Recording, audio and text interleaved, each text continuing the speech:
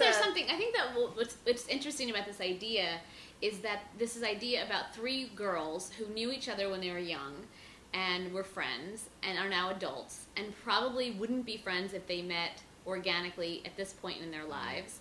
However, you've known each other your whole life, so there's this obligation of, I guess we should still be friends. And then what does that really, what happens then? And I think that's interesting, because I have friends in my life that I've known for a long time, and I'm not necessarily as connected to as some other newer friends, but because I've known them my whole life, you're like, oh my God, I want to have them in my life, because you have this history, and they know different parts of you. And so I think that we get under each other's skin, because we've known each other for so long, and we really know what we can do. I know certainly what I can do to get under her and Geraldine's skin for sure, and I'm going to use it because I think that's more interesting. And I actually am trying to get them to be, especially actually all of us, including myself, to be more honest. And I think what's interesting, actually, not to speak about anyone else's character, but about my character, is I think that you learn the least about Leena in all of these episodes, and I think there's a reason why.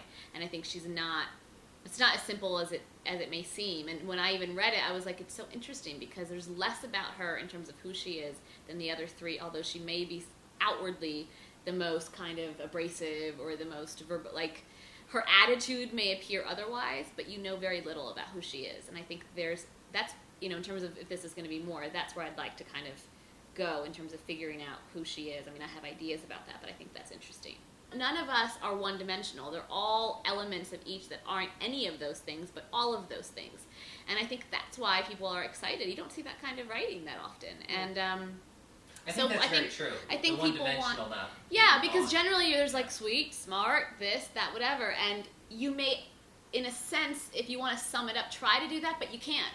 Because she's more than one thing. I'm more than just a rebel. She's more than the sweet, kind of smart one. Michelle's more than there's so much going on with every one of us that is really great.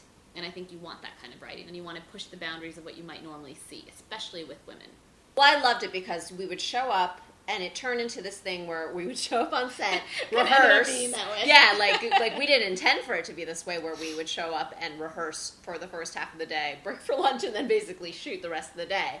But we had lots to figure out. Yeah, it was always, and then it just turned out by like the fifth day, and, we were just like, all right, let's rehearse all day. Yeah, it was just the structure at that point.